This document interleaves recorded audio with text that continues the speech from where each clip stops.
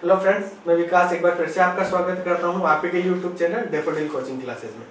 हमारा जो टॉपिक चल रहा था वो कंप्यूटर में हम पढ़ रहे थे सॉफ्टवेयर और सॉफ्टवेयर के प्रकार। हमारा चल रहा था सिस्टम सॉफ्टवेयर। हमारा सब्जेक्ट है कंप्यूटर। आज का हमारा जो टॉपिक था जो चल रहा था वो था सॉफ्टवेयर, और सॉफ्टवेयर का एक प्रकार था सिस्टम सॉफ्टवेयर।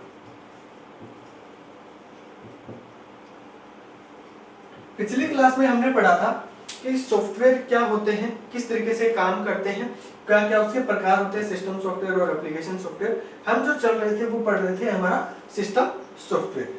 सिस्टम सॉफ्टवेयर के हमने कुछ एग्जाम्पल पढ़े थे। एग्जाम्पल थे मेरे operating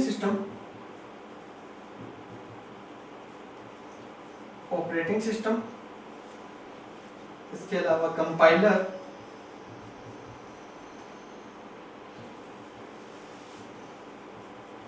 interpreter, assembler, linker, loader, debugger और डिवाइस ड्राइवर। ये एग्जाम्पल हमने पढ़े थे। इन एग्जाम्पल को अब हम क्या करेंगे, एक एक करके डिटेल से पढ़ेंगे, क्या उसका मतलब है, किस तरीके से वो काम करते हैं, वो सारी चीजें हम डिस्कस करेंगे। तो अभी जो हमारा जो नेक्स्ट टॉपिक है वो है हमारा ऑपरेटिंग सिस्टम।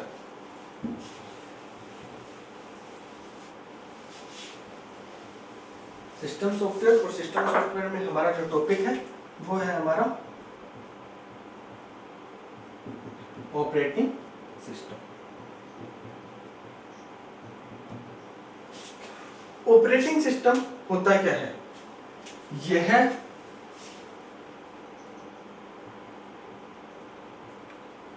उपयोगकर्ता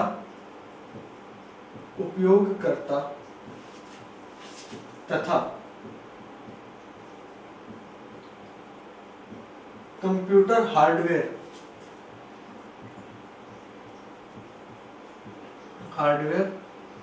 को जोड़ता है।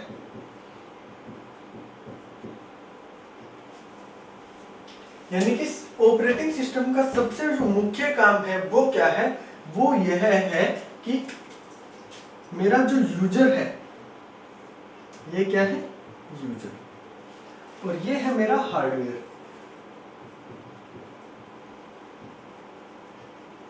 ये क्या है? यूजर है, ये कंप्यूटर का हार्डवेयर है। अब यूजर क्या चाहता है कि हार्डवेयर को काम में लेना है, तो उसको काम में लेने के लिए इनके बीच का जो इंटरफेस है, जो प्रोवाइड करवाता है, यूजर को ये सुविधा देता है कि आप हार्डवेयर को काम में ले सकते हो, आप माउस काम में ले सकते हो, कीबोर्ड काम में ले सकते हो। तो वो सारी फैसिलिटी आपको कौन प्रोवाइड करवाता है? वो फैसिलिटी प्रोवाइड करवाता है आपका ऑपरेटिंग सिस्टम। अगर ऑपरेटिंग सिस्टम हमारे सिस्टम में नहीं है तो हम कंप्यूटर के किसी भी हार्डवेयर को काम में नहीं ले सकते। यानी कि अगर ऑपरेटिंग सिस्टम नहीं है तो वो कंप्यूटर मेरा ऑन ही नहीं होगा। जैसे एक शरीर होता है, शरीर में बोलते हैं कि आत्मा होती है, यानी कि जो ये प्रमाण देती है, ये प्रमाणित करते हैं कि ये जीवित है। लेकिन उसी तरीके से कंप्यूटर के अंदर जब ऑपरेटिंग सिस्टम है वो उसकी एक तरीके से आत्मा है। अगर आत्मा ही उसके अंदर नहीं होगी तो वो एक बिल्कुल मृत, यानी कि किसी भी काम के लायक वो नहीं आ सकता। तो ऑपरेटिंग सिस्टम पूछा जाता है कि उपयोगकर्ता व कंप्यूटर हार्डवेयर के बीच में मध्यस्थता का कार्य कौन करता है? तो उनके बीच में जो मीडियम का काम करता है वो करता है मेरा ऑपरेटिंग सिस्टम। ये है ऑपरेटिंग सिस्टम का पहला कार्य। इसके अलावा यह क्या करता है? यह कॉमन जो सर्विसेज है वो प्रोवाइड करवाता है। यह कॉमन सर्विसेज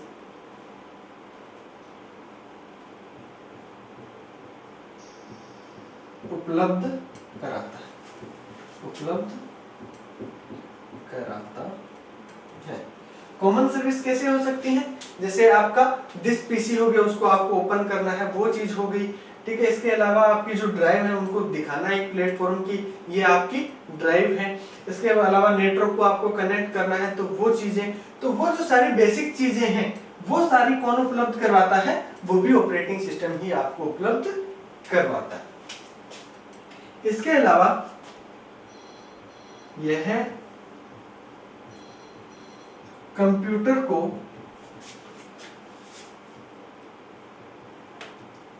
मैनेज करने का कार्य करता है, मैनेज करने का कार्य करता है। मतलब ये क्या है? एक तरीके से मेरा कंप्यूटर का मैनेजर है। कंप्यूटर किस तरीके से काम करेगा, उसके अंदर क्या उसके फंक्शंस होंगे, क्या क्या उसके अंदर ऑप्शंस होंगे। जैसे एक इमेज है, आपने उसके ऊपर राइट क्लिक किया और एक ड्रॉप डाउन मेन्यू आपके पास ओपन हो गया। यहाँ पे आप ओपन कर सकते हो, ओपन, डिलीट, कॉपी, पेस्ट, ऐसे करके बहुत सारे ऑप्शन है। तो ये ऑप्शन जो उपलब्ध करवाए हैं, ये उपलब्ध करवाने का काम कौन करता है? ये काम भी कौन करता है? मेरा ऑपरेटिंग सिस्टम ही करता है। तो ऑपरेटिंग सिस्टम के जो बेसिक यूज है वो क्या क्या है कि एक तो वो उपयोगकर्ता और कंप्यूटर हार्डवेयर को जोड़ने का काम करता है। दूसरा, यह एक मेरे क्या है कॉमन सर्विस जितनी भी है उनको उपलब्ध करवाता है। दूसरा, यह कंप्यूटर को क्या करता है? मैनेज करने का कार्य करता है। एग्जाम में क्वेश्चन क्या पूछे जा सकते हैं कि कॉमन सर्विस कौन उपलब्ध करवाता है? तो एप्लीकेशन सॉफ्टवेयर हो सकता है, ऑपरेटिंग सिस्टम और भी यूटिलिटी सॉफ्टवेयर या कुछ और ट्रांसलेटर, ऐसे ऑप्शन आपको मिल जाएंगे। तो कॉमन सर्विसेज उपलब्ध करवाने का काम किसका है? मेरा सिस्टम सॉफ्टवेयर का। कंप्यूटर को मैनेज करने का काम भी कौन करता है? ऑपरेटिंग सिस्टम ही उसको मैनेज करने का काम करता है। यह होगी ऑपरेटिंग सिस्टम की डेफिनेशन। इसके बाद ऑपरेटिंग सिस्टम में ही आगे चलते हैं कि होते क्या है। Example of operating system, example of operating system. तो एग्जाम्पल में हम इसको क्या क्या होगा मेरा? एंड्रॉयड, एंड्रॉयड हो गया। इसके अलावा विंडोज, विंडोज, इसके अलावा iOS। ये तीन जो है वो प्रमुख है, मुख्य ऑपरेटिंग सिस्टम जो है हम बोल सकते हैं अहम भूमिका रखते हैं। एंड्रॉयड किसका है? गूगल का है। विंडोज किसका है? मेरा माइक्रोसॉफ्ट का, माइक्रोसॉफ्ट। और iOS कौन सी कंपनी का है? एप्पल का। क्वेश्चन क्या पूछे जाएंगे? एंड्रॉयड एंड्रॉयड किसका ऑपरेटिंग सिस्टम है? गूगल का, यानी कि इसे कौन बनाता है? गूगल। विंडोज को कौन बनाता है? माइक्रोसॉफ्ट। और iOS यानी कि एप्पल के जो फोन आते हैं, आईफोन जिनको बोलते हैं, उसमें जो ऑपरेटिंग सिस्टम आता है वो आता है iOS। उसको बनाने के काम कौन सी कंपनी करती है? एप्पल कंपनी उसको बनाने का काम करती है। अब अभी के टाइम में मार्केट में जो सबसे ज्यादा प्रचलन में ऑपरेटिंग सिस्टम चल रहा है वो विंडोज की एंड्रॉयड की हम बोलते हैं। क्योंकि हर जो स्मार्टफोन आज के टाइम में मार्केट में आ रहा है सभी किसके बेस पे हैं? एंड्रॉयड ऑपरेटिंग सिस्टम के बेस पे है। तो एंड्रॉयड से संबंधित कुछ जानकारी अभी हम देखते हैं। एंड्रॉयड की आपको जो सबसे ज्यादा याद रखने वाली चीज है वो है इसके वर्जन।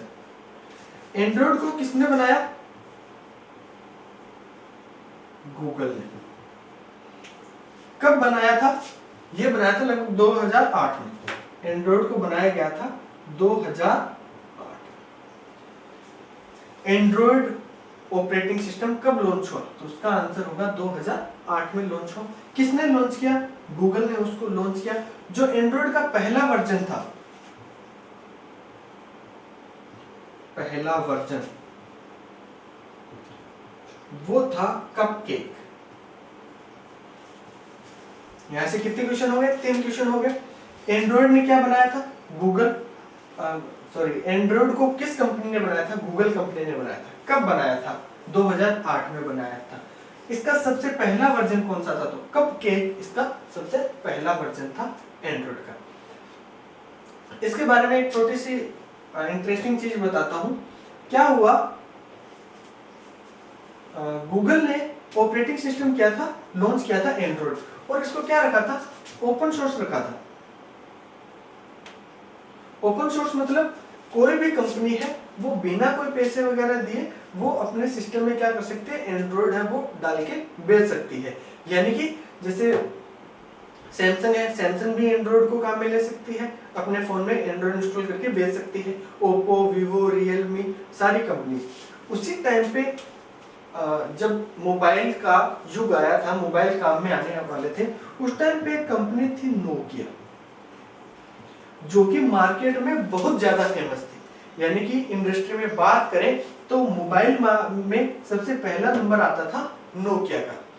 एक टाइम ऐसा आया जब इनको क्या करना पड़ा, अपने ऑपरेटिंग सिस्टम स्विच करने पड़े। यानी कि पहले नोकिया का जो ऑपरेटिंग सिस्टम काम करता था वो जावा पे काम करता था। इनको क्या करना पड़ा, ऑपरेटिंग सिस्टम आया नया, ऑपरेटिंग सिस्टम को ये क्या करना चाहते थे, अपडेट करना चाहते थे। तो इसका एक कंपटीटर बोल सकते हैं, वो था सैमसंग। यानी कि ये एक मार्केट में बहुत ज्यादा इनके बीच में कंपटीशन था। नोकिया ने क्या किया, टाई अप किया माइक्रोसॉफ्ट के साथ, और जो ऑपरेटिंग सिस्टम बनाया वो मोबाइल का ही ऑपरेटिंग सिस्टम बनाया, विंडोज। यानी कि माइक्रोसॉफ्ट पहले ही ऑपरेटिंग सिस्टम बनाती थी, कंप्यूटर के बनाती थी, विंडो जैसे विंडोज ऑपरेटिंग सिस्टम बनाती थी, जैसे Windows 7, window Vista, window 8, 8.1, Windows 10, इसी तरीके से। तो इसने क्या किया, माइक्रोसॉफ्ट के साथ पैसे दिया, टाई अप किया, टाई अप करके क्या किया, मोबाइल का एक ऑपरेटिंग सिस्टम बनाया जिसका नाम था विंडोज। सैमसंग ने क्या किया, गूगल के साथ काम किया, कोई पैसे इसको नहीं देने पड़े, और इसने जो ऑपरेटिंग सिस्टम काम में लिया अपने नए मोबाइलों में वो था एंड्रॉइड। जो लोगों ने ज्यादा जो प्रभावी लगा, लोगों को ज्यादा अच्छा लगा, आकर्षक लगा, वो लगा था एंड्रॉइड। लोगों ने ज्यादा खरीदना स्टार्ट कर दिया किसको, एंड्रॉइड को। और यही वो समय था जहां पे नोकिया है वो पिछड़ गया था किससे, सैमसंग से। यहाँ पे सैमसंग आगे निकल गया था एंड्रॉइड को सिलेक्ट करने की वजह से, और नोकिया पिछड़ गया था विंडोज के सिलेक्ट करने की वजह से। ये भी अच्छा ऑपरेटिंग सिस्टम था, ये भी था, लेकिन लोगों को अच्छा ज्यादा कौन सा लगा, ये लगा, चलाने में आसान लगा, यूजर फ्रेंडली लगा, तो इसके ऊपर वो स्विच हो गया। तो ये रीजन था कि नोकिया का एक तरीके से मार्केट से नाम पूरा ही मिट गया था। अभी नोकिया ने एंड्रॉइड के स्मार्टफोन है वो बनाना स्टार्ट कर दिए, तो ये इसके पीछे का रीजन था। अब एक चीज और, यहाँ पे हमें एंड्रॉइड के जो वर्जन है उनको हमें क्या करना है, ध्यान में रखना है थोड़ा सा।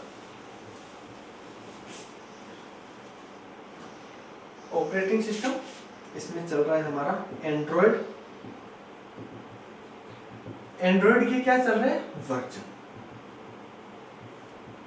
इसके वर्जन आपको याद रखने के लिए कुछ नहीं करना, सिंपल सी ट्रिक है, आपको नंबर अल्फाबेट याद रखने, एबीसीडी याद रखनी है, ए से लेके क्यू तक, A B C D E, F G H I J, K L M N O P Q.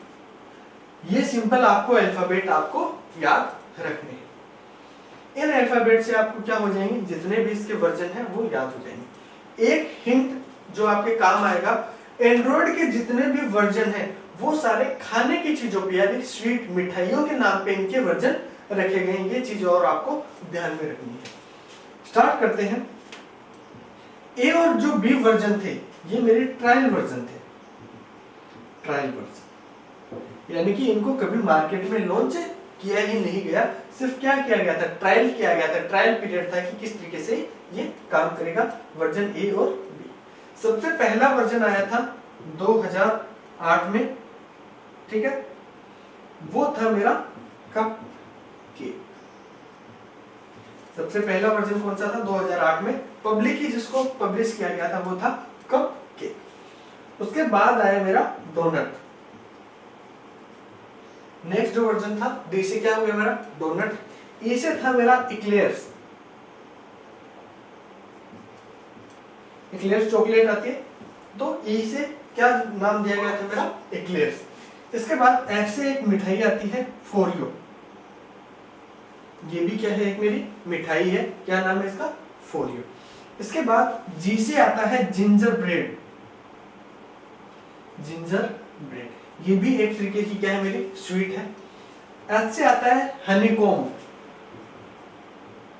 Honeycomb, Honey शहद, यानी कि ये भी एक मिठाई है हनीकॉम्ब से। आई से आया मेरा आइसक्रीम सैंडविच, आइसक्रीम सैंडविच। ये मैं एंड्रॉइड के वर्जन बता रहा हूं, न कि मिठाइयों के नाम। एंड्रॉइड के जो वर्जन थे वो रखे गए थे किसके आधार पे, मिठाइयों के नाम के आधार पे, यानी कि कपकेक हालांकि एक मिठाई है लेकिन एंड्रॉइड का यहाँ पे क्या है, वर्जन है, यानी कि Android cupcake, Android donut, Android eclairs. आगे हम पढ़ेंगे तो आपको समझ में आ जाएगा कि मैं किस तरीके से बात कर रहा हूँ। यहां से आपने नाम सुने होंगे, जैसे आया जेली बीन, ये नाम आपने सुना होगा कि एंड्रॉइड जेली बीन। ये नहीं सुना तो ये सुना होगा किटकैट, एंड्रॉइड किटकैट, ये नेक्स्ट वर्जन था। इसके बाद कैसे आ गया, इसके बाद एल से था लॉलीपॉप,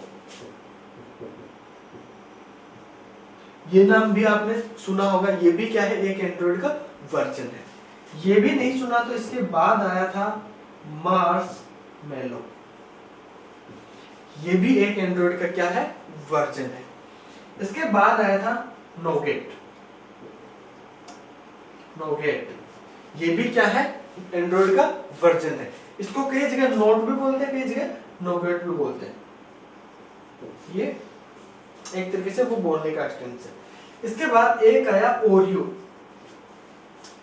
एंड्रॉइड का वर्जन ही है, क्या है, ओरियो, ये नाम आपने सुना होगा।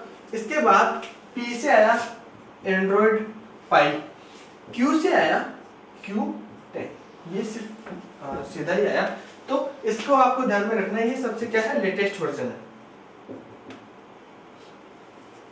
बाकी के नाम अगर आप वर्जन ध्यान में रखना चाहो तो रख सकते हो, लेकिन आपको लेटेस्ट वर्जन और जो सबसे पहला वर्जन है वो दोनों वर्जन आपको ध्यान में रखने। पहला वर्जन कौन सा था, कपकेक 2008 में आया था, गूगल ने बनाया था, और लास्ट वर्जन था मेरा Q10, ये जो मेरा है वो कौन सा था, लेटेस्ट वर्जन था। तो ये हो गए मेरे ऑपरेटिंग सिस्टम से संबंधित कुछ टर्म्स। इसके अलावा अगर बात करें विंडोज के वर्जन की, तो विंडोज के आप बता सकते हो, विंडोज 7, विंडोज 8, लिख देता हूं मैं यहाँ पे, विंडोज के भी, विंडोज के window 98, window XP, window Vista, window 7, window 8, window 8.1, ये एक तरीके से 8 में इसको इंक्लूड कर देते हैं, विंडो 10 एटसेट्रा, यानी कि बहुत सारे ऐसे वर्जन हैं जो कि किसके वर्जन है, मेरे विंडोज के वर्जन है। तो ये हो गया मेरा ऑपरेटिंग सिस्टम। तो ऑपरेटिंग सिस्टम से संबंधित हमारे जितने भी टर्म्स थे वो हमने पढ़ चुके हैं। अब नेक्स्ट जो हमारा एग्जांपल था सिस्टम सॉफ्टवेयर का, उन सॉफ्टवेयर को हम एक कैटेगरी में कन्वर्ट करते हैं, ट्रांसलेटर। और ट्रांसलेटर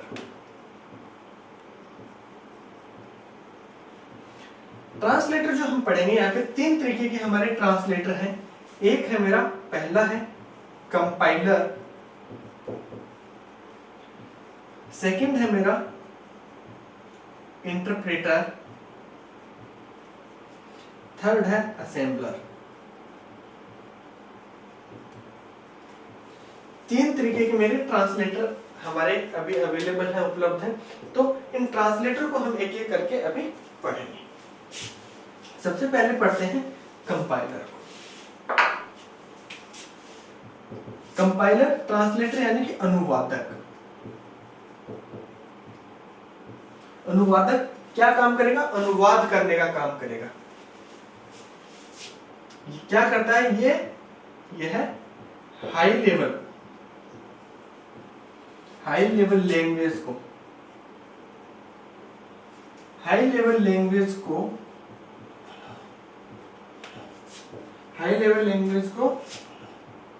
मशीनी भाषा में बदलता है। बदलता है। यानी कि कोई भी हाई लेवल लैंग्वेज है उसको हमने उसके कोड लिख दिए, अब उसके कोड को कंप्यूटर तो समझ नहीं सकता। कंप्यूटर क्या समझता है? मशीनी भाषा समझता है। तो उस मशीनी भाषा में बदलने का जो काम करता है वो कौन करता है? मेरा हाई लेवल लैंग्वेज है वो काम करती है। किस तरीके से काम करता है? मान लीजिए ये हो गए मेरे सोर्स कोड। सोर्स कोड यानी कि वो कोड जो यूजर लिखता है, प्रोग्रामर लिखता है, प्रोग्राम जो होता है वो कौन सा होता है? मेरा सोर्स कोड। सोर्स कोड को कन्वर्ट कौन करेगा? कंपाइलर। कंपाइलर इसको कन्वर्ट करेगा। किसमें कन्वर्ट करेगा? मशीनी लैंग्वेज में।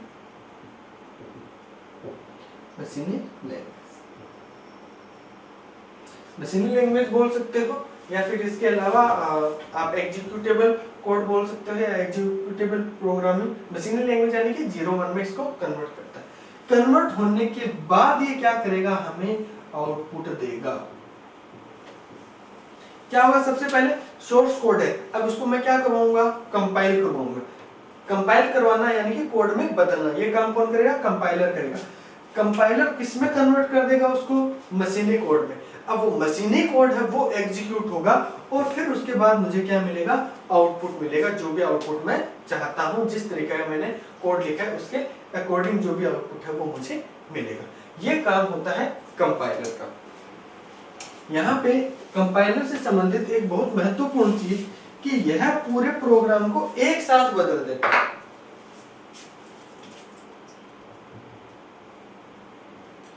यह पूरे प्रोग्राम को या सोर्स कोड को एक साथ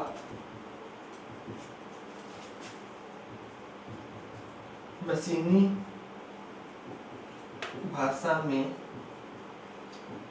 बदलता है। एक साथ मशीनी भाषा में बदलने का मतलब है ये मेरे कुछ कोड लिखे हैं, ये क्या करेगा? पूरे प्रोग्राम को एक साथ स्कैन करके उसको क्या कर देगा? डायरेक्ट मशीनी भाषा में उसको कन्वर्ट कर देगा। तो अगर एरर हुई तो क्या करेगा? जहां पे भी एरर है उसका लाइन नंबर के साथ उसकी एरर बता देगा। 8 लाइनों का एक प्रोग्राम है। मेरी जो एरर आएगा 4th लाइन में है, पूरा एक साथ स्कैन करेगा, उसको बदल देगा और बता देगा कि 4th लाइन में क्या है? मेरी एरर है या मिस्टेक है। ये काम करता है मेरा कंपाइलर। इंटरप्रेटर जब हम पढ़ेंगे तो उसमें हम इसको अंतर, इसी बेस पे हम अंतर कर पाएंगे कि किस तरीके से ये काम करता है। तो ये थी कंपाइलर से संबंधित कुछ बेसिक इंफॉर्मेशन। सेकंड टाइप की तरफ चलते हैं, इंटरप्रेटर।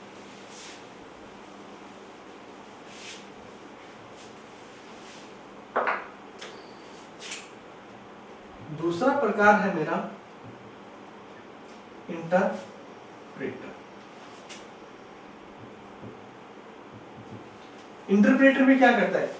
सेम वही काम करता है जो कंपाइलर करता है, लेकिन करने का तरीका अलग है। यह हाई लेवल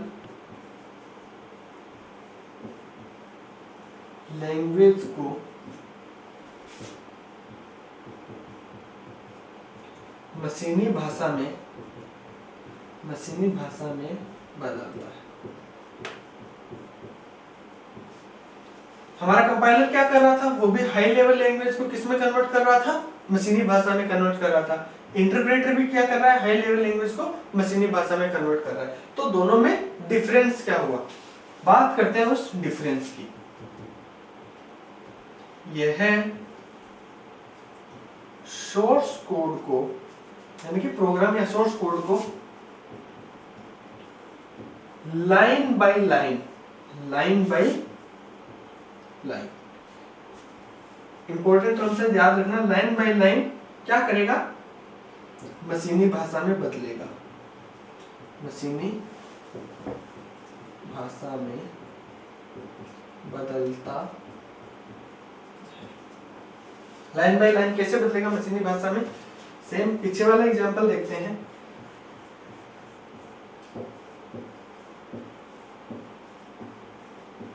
ये क्या है, मैंने कोई कोड लिखा है, कितनी लाइनें हैं इस कोड में, 6 लाइनें। जो हमारा कंपाइलर क्या कर रहा था, पूरा एक साथ स्कैन कर रहा था। जैसे फोटोकॉपी मशीन होती है उसमें क्या होता है, पूरा एक साथ स्कैन होता है, तो वैसे ही कंपाइलर तो क्या करेगा, पूरे को एक साथ स्कैन करेगा। जहाँ पे भी इसको लगेगी गलती है वो उसका लाइन नंबर बता देगा कितने नंबर लाइन में गलती है। इंटरप्रेटर की बात करते हैं, ये क्या करेगा, लाइन बाय लाइन क्या करेगा, उसको बदलेगा। पहली लाइन पढ़ी उसको कन्वर्ट कर दिया, दूसरी लाइन पढ़ी उसको कन्वर्ट कर दिया, तीसरी लाइन पढ़ी उसको कन्वर्ट कर दिया। अब एक तो ये डिफरेंस हो गया। दूसरा डिफरेंस क्या था, वो एरर होने के बाद भी क्या करता था, पूरे प्रोग्राम को बदल देता था। किसी भी तरीके का कोई भी उसके अंदर प्रॉब्लम क्रिएट नहीं करता था, उसकी लाइन नंबर भी बता देता था कि इतने नंबर लाइन में प्रॉब्लम है। लेकिन इंटरप्रेटर क्या करेगा, मान लीजिए लाइन 4 में यहाँ पे कोई एरर आ गई, तो ये यहीं पे प्रोग्राम को रोक देगा, आगे की लाइन को एग्जीक्यूट नहीं करेगा, आगे की लाइन को कन्वर्ट नहीं करेगा। तो दो मेजर जो डिफरेंस है वो ये है इंटरप्रेटर और कंपाइलर में, कि कंपाइलर है वो पूरे कोड को एक साथ स्कैन करता है, जबकि इंटरप्रेटर है लाइन बाय लाइन स्कैन करता है। दूसरा, कंपाइलर एरर आने के बावजूद भी प्रोग्राम को क्या करता है, कोड में बदल देता है। कहां पे एरर है उसके लाइन नंबर के साथ कंपाइलर हमें बता देता है, जबकि इंटरप्रेटर है वो लाइन बाय लाइन कन्वर्ट करता है, और जहां पे भी एरर आ जाती है वहीं पे क्या कर देता है, प्रोग्राम को स्टॉप कर देता है, रोक देता है, आगे की जो लाइनें हैं उनको कन्वर्ट नहीं करता है। ये काम कौन करता है, मेरा इंटरप्रेटर करता है। तो आई होप आप दोनों में आपको डिफरेंस समझ में आया होगा कि कंपाइलर और इंटरप्रेटर में डिफरेंस क्या है। इसके बाद नेक्स्ट जो हमारा ट्रांसलेटर है, तीसरा ट्रांसलेटर, वो है असेंबलर।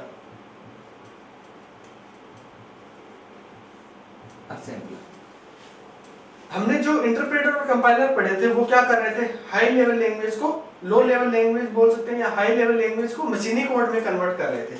लेकिन असेंबलर क्या करेगा, यह सिर्फ असेंबली लैंग्वेज को मशीनी भाषा में कन्वर्ट करेगा। इंटरप्रेटर से संबंधित एक और इंफॉर्मेशन,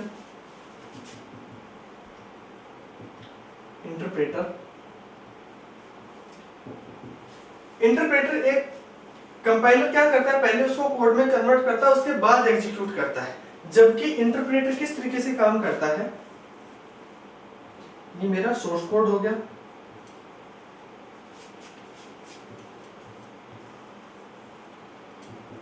इंटरप्रेटर ये क्या करेगा, इसको डायरेक्ट एग्जीक्यूट करता है।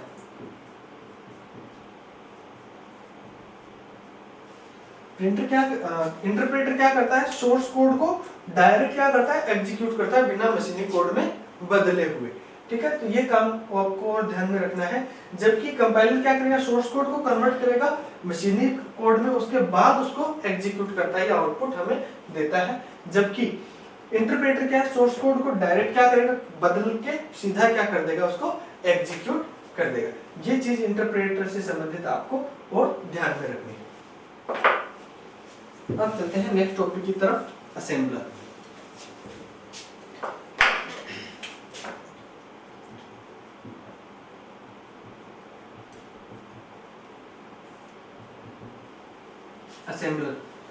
असेंबलर जो है सिर्फ असेंबली लैंग्वेज को किस में कन्वर्ट करेगा, मशीनी लैंग्वेज को कन्वर्ट करेगा। यह है असेंबली भाषा को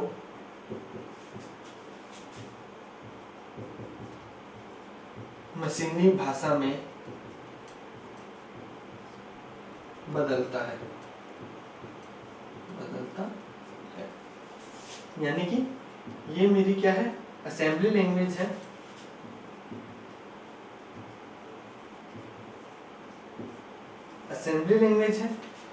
इसको असेंबलर है वो क्या करेगा, इसको कन्वर्ट किस में कर देगा, मशीनी लैंग्वेज में।